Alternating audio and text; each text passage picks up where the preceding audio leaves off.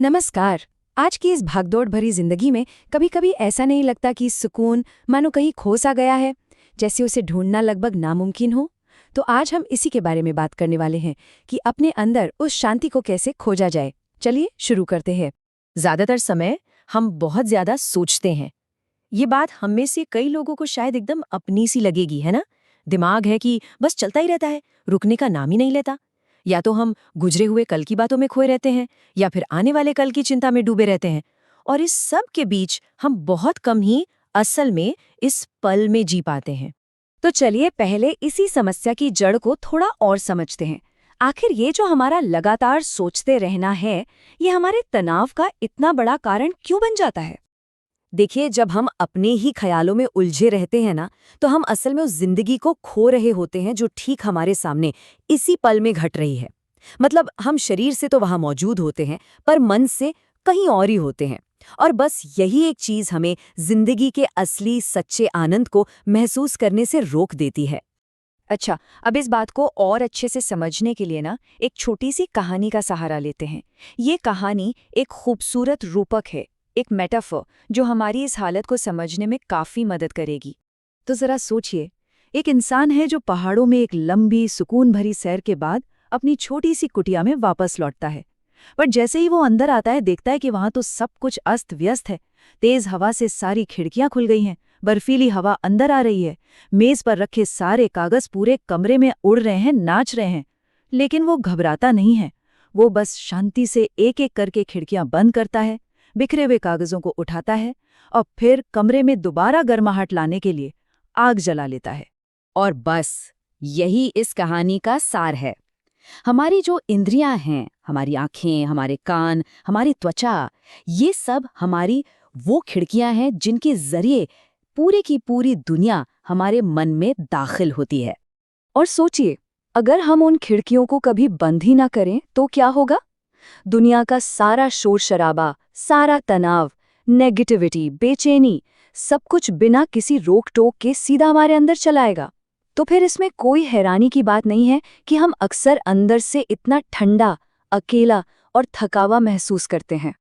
कभी सोचा है हम कितनी बार कोई परेशान करने वाली खबर या कोई ऐसा टीवी प्रोग्राम देखते रहते हैं जिसे देखकर हमें पता है कि अच्छा महसूस नहीं हो रहा है, फिर भी हम उसे बंद नहीं कर पाते। हम अपनी वो खिड़कियां उन चीजों के लिए खुली छोड़ देते हैं जो हमारी चिंता और बेचैनी को और ज्यादा बढ़ा देती हैं। तो फिर इसका हल क्या है? हल ये है कि हमें सीखना होगा कि अपनी जागरूकता की रक्षा कैसे करें और अपने मन में क्या आने देना है और क्या नहीं, इस पर थोड़ा सा कंट्रोल रखना सीखें। अब इसका मतलब ये बिल्कुल नहीं है कि हम दुनिया से एकदम कट जाएं। नहीं, इसका सीधा सा मतलब है कि कुछ पलों के लिए रुकें और अपना ध्यान खुद पर ले आएं।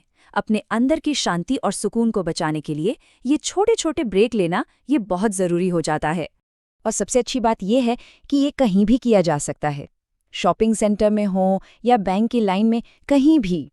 जब भी लगे कि अब बहुत हो गया, बस एक पल के लिए रुक जाना है। अपनी सांसों पर ध्यान देना है, होठों पर एक हल्की सी मुस्कान लानी है और बस अपने अंदर की शांति से दोबारा जुड़ जाना है। और हाँ, जब भी थोड़ा ज्यादा वक्त मिले तो बैठकर ध्यान करना सबसे अच्छा तरीका माना जाता है, क्योंकि बैठने की जो मुद्रा होती है ना, वो सबसे स्थिर होती है। कुर्सी पर बैठ सकते हैं, जमीन पर बैठ सकते हैं, किसी भी आरामदायक स्थिति में बस बैठकर ये अभ्यास करें ताकि शरीर और मन दोनों को स्थिर होने का मौका मिले। चलिए, अब एक और बड़े ही दिलचस्प तरीके पर आते हैं। हम रोजमर्रा की आम चीजों को इस पल में वापस लौटने के लिए एक रिमाइंडर की तरह कैसे इस्तेमाल कर सकते हैं। आपने देखा होगा, जैसे मंदिरों में घंटी बजती है, वो असल में एक संकेत है, एक पल रुकने का।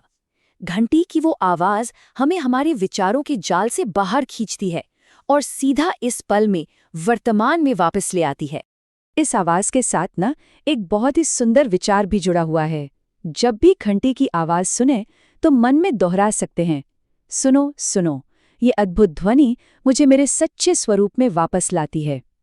ये वाक्य तुरंत शांत करने में बहुत मदद करता है। लेकिन ये सिर्फ मंदिर की घंटी तक ही सीमित नहीं है, पता है।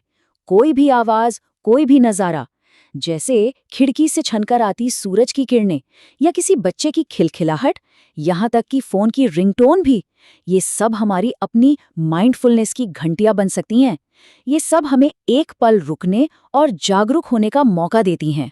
चलिए, अब आखिर में एक बहुत ही सरल लेकिन उतनी ही गहरी एक्टिविटी को देखते हैं। ये हमें सिखाएगी कि कैसे एक एकदम साधारण से काम में भी गहरा आनंद मिल सकता है। तो कल्पना कीजिए कि किसी ने आपको एक संतरा दिया है और उसे खाने से ठीक पहले बस एक पल के लिए उसके बारे में सोचने को कहा जाता है कि ये संतरा आया कहाँ से है। मन में उस संतरे के पेड़ को देखिए जिस पर ये उगा होगा।